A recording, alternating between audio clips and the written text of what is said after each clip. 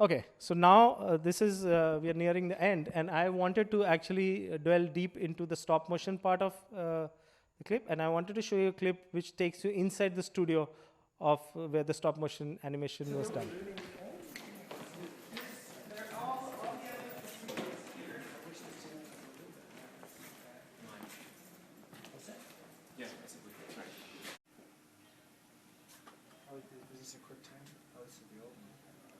I like it because it's very stop motion-y. That's the edited version that they sent. White smoke anymore, are we? The smoke's been darkened. Yeah, it's been darkened quite a bit.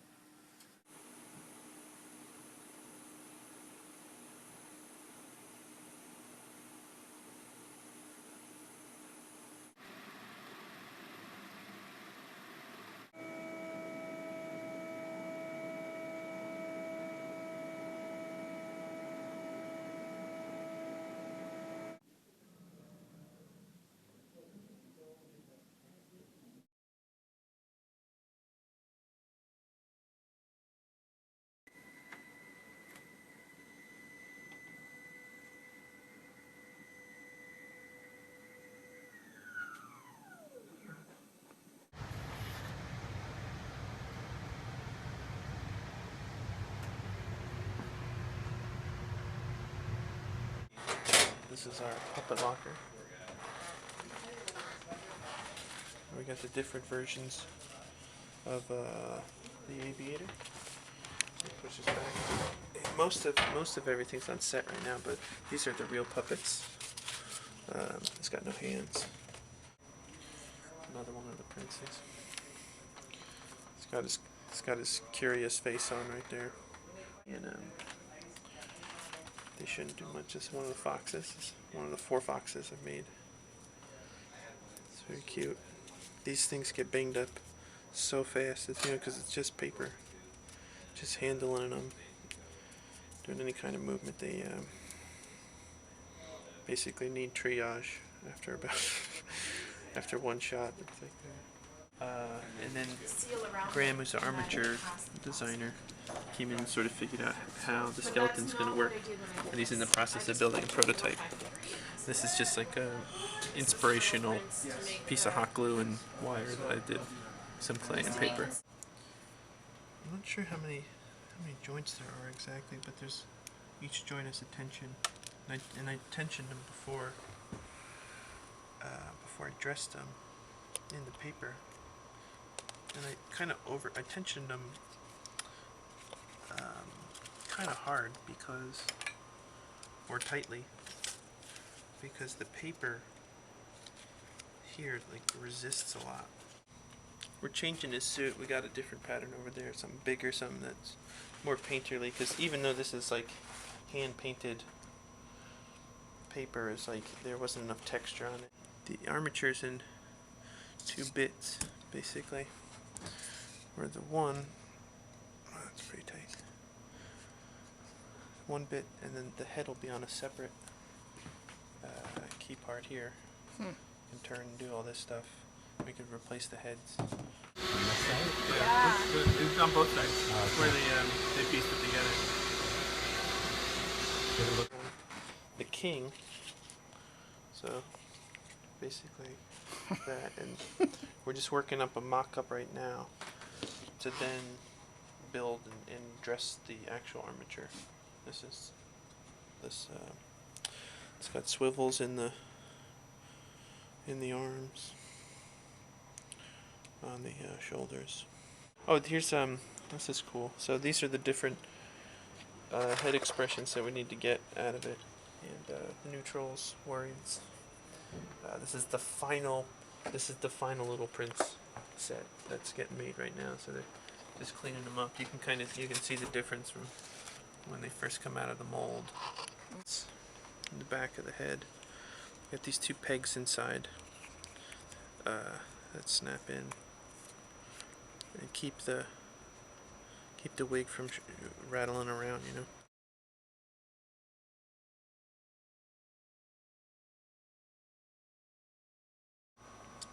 Most of the shapes are just brow adjustments and different shapes of that. the Aviator mouth kit. These are all the different shapes, mouth shapes you gotta hit. So all the different hands we made, the different shapes. We made them out of plastic because the clay we're using wasn't strong enough. So one of the really cool things that the discoveries that because they're in plastic, we heated it up, and when the plastic's heated, it's malleable, and you could sort of get nice subtle adjustments on the hands for animation and stuff.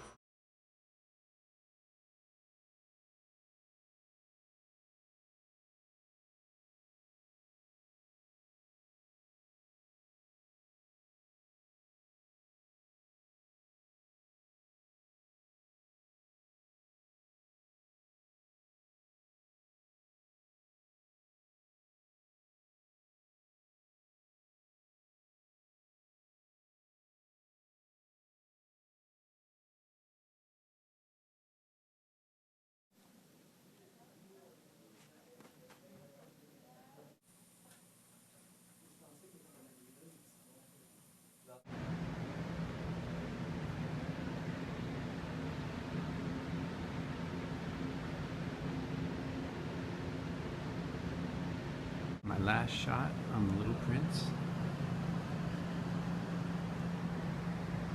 Starting it today, first pass with the Aviator.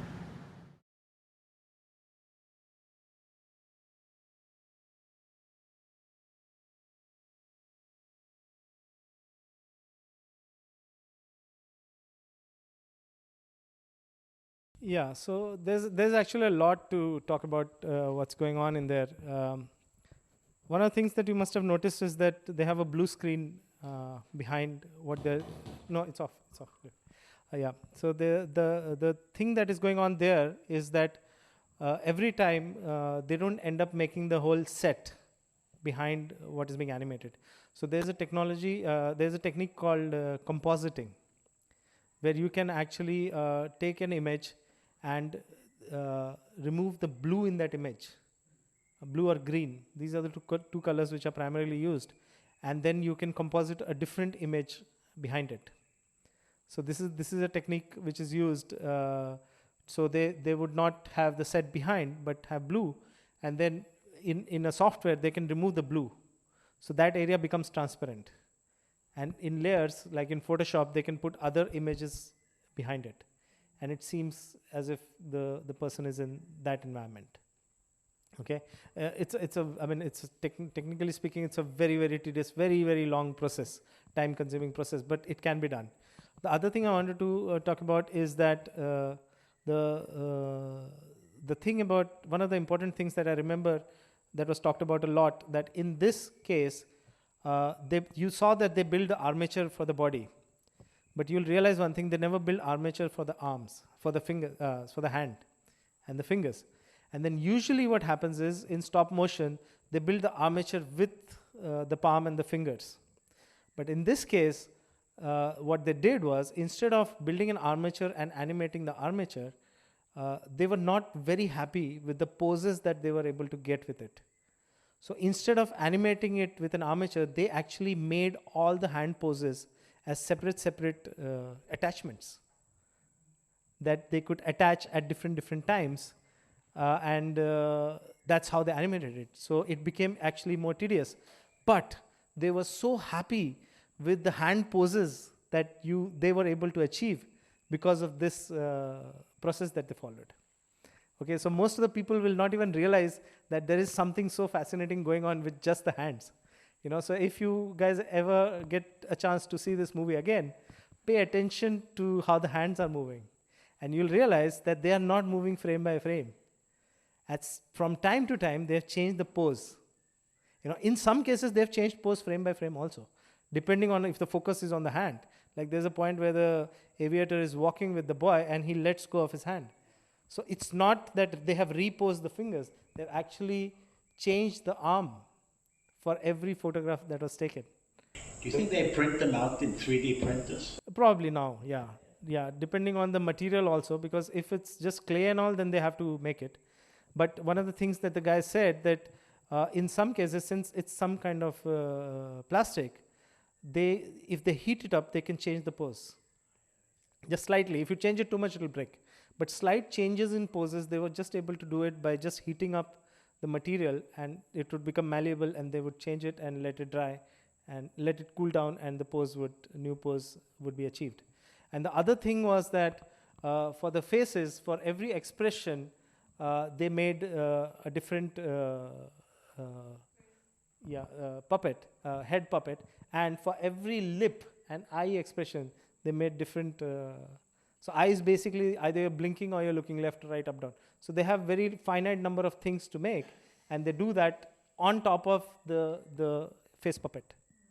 Okay, and in some cases where the jaw is moving, like the businessman and the conceited man, the jaw is moving. So that is actually a separate piece of material which they will put on. So if they have to animate it, they actually put one, take a photo, take it out, put another one, take a photo, take it out. So it's a very tedious process. But just they do it. They do it for the sake of keeping the authenticity of the stop motion. So that's very, very important for people who want to. And these are special animators. These are not. You have to learn this separately. You can't just learn animating in 3D animation software or 2D animation software and then be able to do this. And another important thing that I want to talk about is how they animated the scarf. So they basically have these very thin wires inside the scarf, and they're basically changing the shape of that wire to change the shape of the scarf as it blows in the wind. Okay, and the most important thing here is, as I already mentioned a number of times, that this is Papermation. So all these puppets are made out of paper. Okay, there is another style which is called Claymation, in which they use clay. And now it has become common for whether they're using plastic or plasticine or any material they use. When they're using puppets, they usually say it's Claymation stop motion.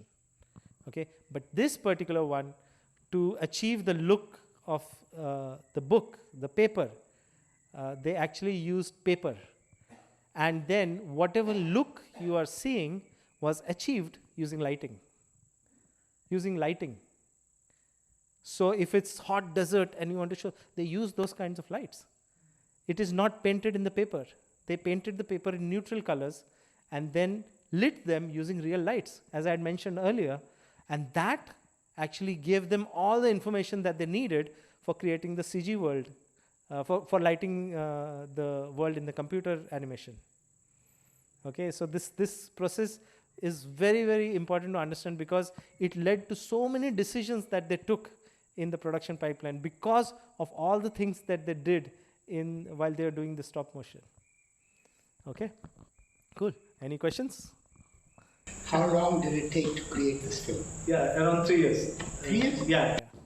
Usually that's the time frame of any animated movie. It takes around 3 years, and around 200 plus artists who work on these movies. And it takes 9 months to create a child. Nope. Okay. Well, okay. Wow. Moving on. Yes. Voice actors, how long they work because they come? Yeah, so they don't. They usually just come in to record the script. And it is done like any other voice recording, where they do multiple takes. And the director will give, once they record something, the director will give some input, and they make changes, and they give variations. So the recording process is the same as the movie. The difference is that they are not looking at themselves and talking. They are not doing additional dialogue recording, that is ADR. They are actually recording for the first time, as if they are doing it in a play. And one of the most important things is that while they are doing that, they are filmed from different angles. They have, 3/4 frontal, profile. They are recorded from all these actors, and these recordings become references for the animators when they're animating those characters. And even the character design artist some of the looks actually resemble the actors that they're playing. I mean, this technology has been used so much. There's a movie called Polar Express in which the character exactly looks like Tom Hanks, the actor who was used to record the voice. That was something that they wanted to achieve with that movie, is that they wanted to show that we can actually have a 3D version of real people. And you will recognize them as, oh, that's Tom Hanks. You know, although the Aviator doesn't look like Jeff Bridges, but it's ballpark, you know. So that it's very, very important for them to record the actor while he's doing the voice recording. About animation, I remember some comment, like, I don't remember the movie, but there was a scene where a Boeing 747 was crushed in a building. Yes. And they made this comment that actually they bought a real old Boeing 747, and they actually really crashed the plane. Yes. Because it was too expensive to make it as 3D animation. Oh wow, that's quite possible. I have no idea what you're talking about. Which movie are you talking about? But that's quite possible. Some blockbuster. Some blockbuster, yes, pretty much. Yeah, it's quite possible that they did that. Some retired plane maybe in a junkyard. Yeah. They probably just painted it and made it look like. Exactly. Yeah, it's possible. Kids have any questions? Okay. Are you going to play this film again in Paradisco? No. We already played it yesterday. Is it on Netflix? It is on Netflix, yes. So if you want to view it, you can view it on Netflix. Okay. Yeah, so this is one of the things that happened. But it is on Netflix. Okay, moving on. Oh, so this is entirely based on time. Somebody on the internet actually compiled all the Papermation together into one clip, and you can see just that as a clip. So if you guys are interested, because I'm almost at the end of the presentation, if you guys are interested and have time, I can show this. So it's just the Papermation without the girl's story in it. Or maybe I finish the presentation and I come back to this. It's about 10 to 15 minutes. Okay, I'll do. Yeah, I finish the presentation, and those who can hang around can see the. This is the entire 2D, the claymation part of the film, minus any of the 3D animation, because it's sprinkled in the movie, so you don't get to see it as one single story. No, this is on YouTube, so you can find it on YouTube. Sorry. This I found on Vimeo, not on YouTube. This is not available on YouTube. Okay, I'll come back to this. Okay, so the movie was released in 2015 at the Cannes Film Festival, and it received great praise. This is the cast and crew. It received great praise for its mix of animation styles, which was unique, and for the way the story was told and the homage that it paid to the beloved book. It got amazing reception. People really, most of the critics gave it positive rating. It got amazing response from everybody who saw it there. And after Cannes, it was distributed by a company called Paramount Pictures in France. And unfortunately, because of budget cuts, they were not able to release this movie in the United States. And yeah, it was never released in theaters in the United States. And because of this, unfortunately, it never became eligible for nomination in the Academy Awards.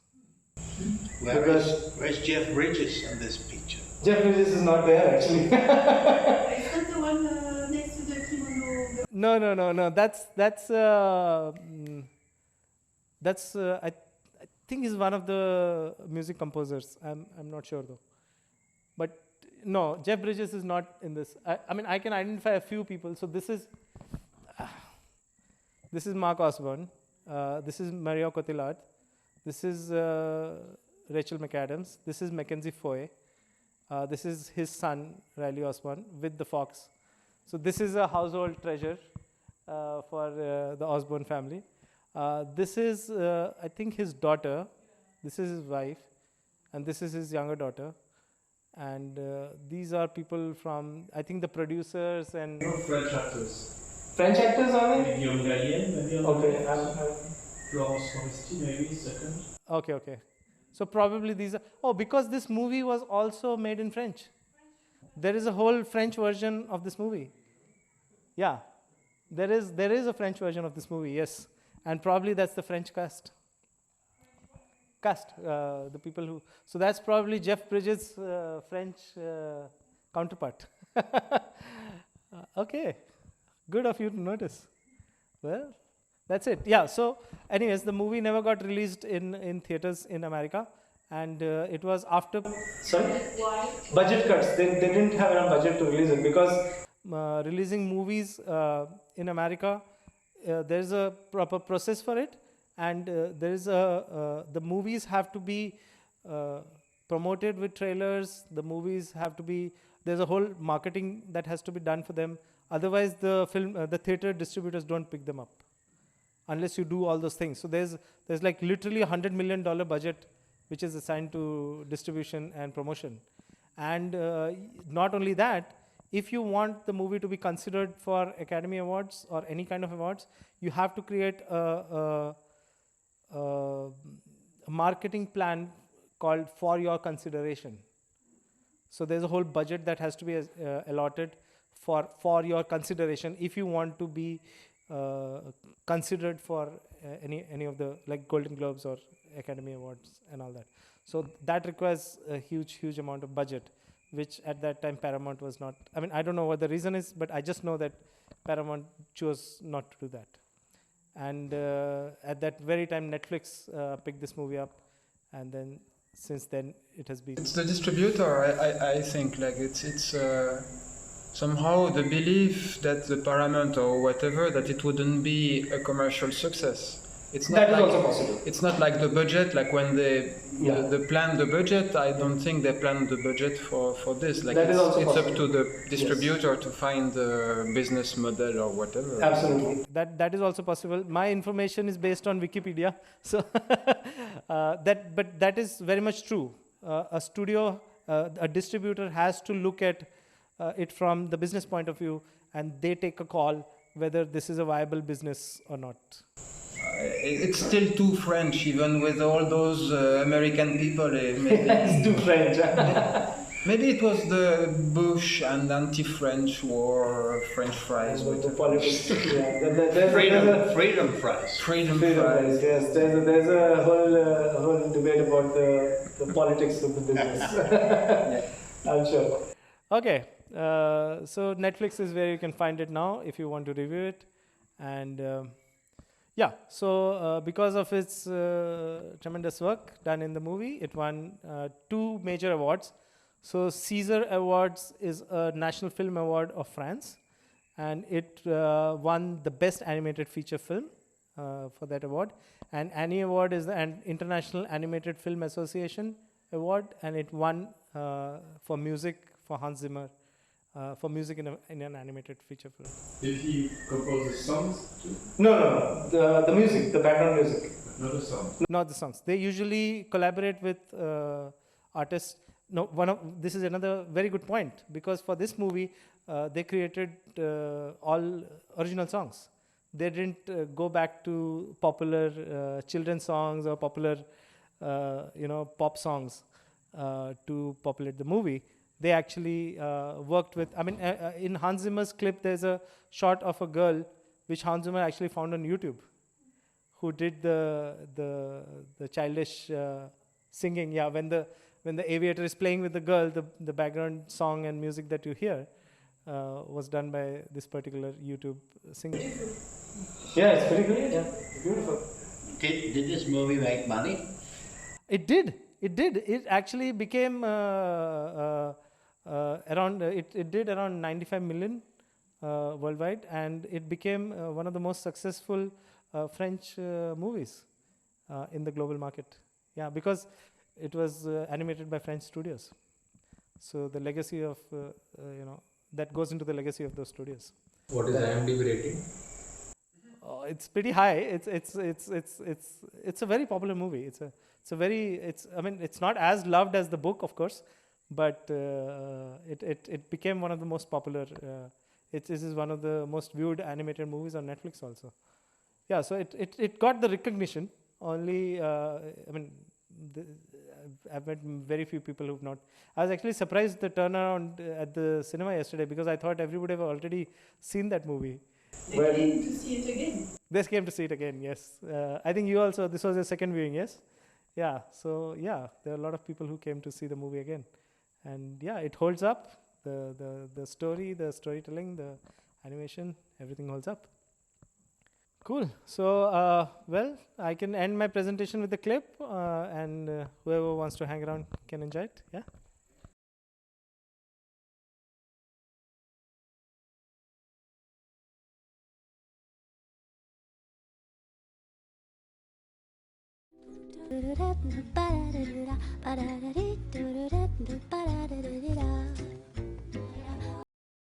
Maybe few words about Saint-Exupéry. He was himself an aviator. He was, yes. Yeah. I think he was a war pilot during the First World War. He started writing. This is by far his most famous book, of course. Yes. In the 30s, he was, Aurofilm, who was the mail, and especially between, for example, France and Africa and France and South America. Yeah. And then in the Second World War, he was again a fighter pilot, so that in the French resistance with de Gaulle and these people. Yes. And that's where he started writing this book, because as a bit escape from the war, I believe. Yes. The story of this aviator there, it's partly autobiographical. Basically, Saint-Exupéry, who is projecting himself Yes. as the aviator, and he died. And for probably 40 or 50 years, we know that his plane disappeared in the Mediterranean Sea, and his plane was not found, and the plane, I think, was found like maybe 10 or 15 years ago. Oh, wow. And he died, so I think he died in 44, a bit before the end. Because it was still war, no? Yeah, he died. Still looks like it was not a fight, but like an accident or like a mechanical failure or something. But he was one of the top pilots, war pilots. Also. He was on the way to Africa somewhere. Yeah, I think so. From France to Africa and in the Mediterranean Sea near Corsica or something like that. Wow. Like in the book I read, like a long time ago, but there was this feeling like he could translate like the when you're in the plane at night. Yeah. For hours and hours, and Yeah. just like looking at the stars and all, and nothing much happening. Just like you have to keep more or less the direction of the plane going for hours and hours. You have a lot of time for meditation and inspiration and imagination of stories. That's why he kept on like accumulating things and maybe even, like, inventing little princes in his mind. Yeah. A stream of consciousness. A very sensible person. Yeah, that's why he's a legend.